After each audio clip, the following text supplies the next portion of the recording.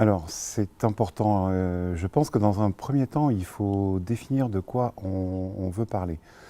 Le surtourisme est une problématique différente de l'hyperfréquentation touristique d'un certain nombre de sites, même si les deux thématiques se réunissent et se croisent.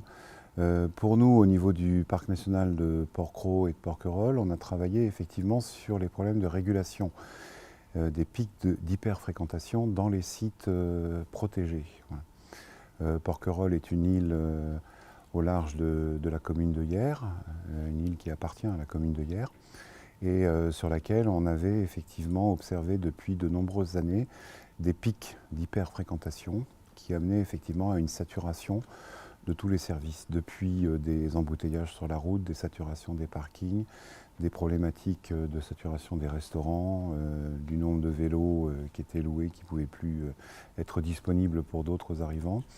Enfin, toujours est-il qu'on perdait le caractère de cette île et le caractère du parc national sur cette île.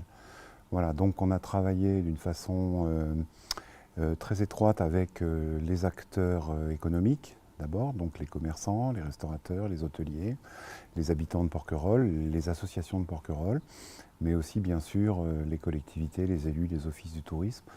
Et on a fait un travail collaboratif et participatif pour construire en fait un système de valeurs communes sur ce que pouvait être un tourisme responsable, un tourisme équilibré avec les capacités d'accueil des espaces naturels et de cette île de Porquerolles. Voilà.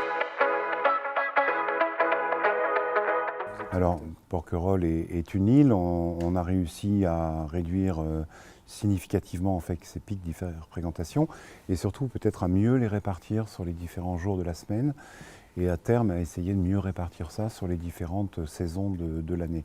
Les pics, on les observe toujours en milieu de semaine, en période estivale.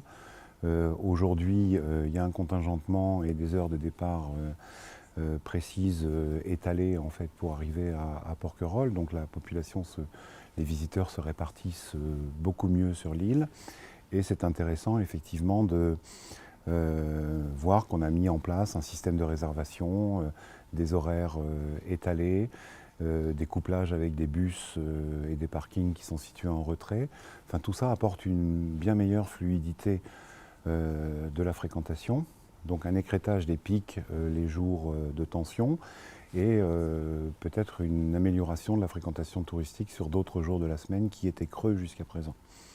Voilà, donc ce travail, c'est un travail très collaboratif, hein, fait avec les habitants, les associations, les commerçants, qui permet effectivement aujourd'hui d'avoir établi ces règles avec les compagnies maritimes qui desservent nos îles, dans deux conditions différentes. D'une part, des compagnies qui sont sous délégation de service public. Hein. Il y a un village à Porquerolles, donc on est sur un principe de continuité territoriale. La délégation de service public se doit de pouvoir continuer à emporter les gens, mais aujourd'hui, il faut réserver sa place. Voilà, sauf pour les habitants, bien sûr, de l'île qui peuvent le justifier, auquel cas, eux sont dans la continuité territoriale comme habitants.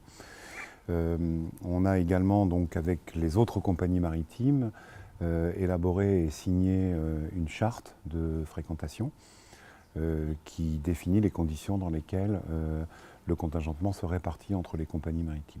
En gros, on est arrivé de pics de 10 à 12 000 visiteurs jour à un maximum aujourd'hui de 6 000 visiteurs répartis à 4 000 entre les compagnies sous délégation de service public et 2 000 sur les autres compagnies maritimes.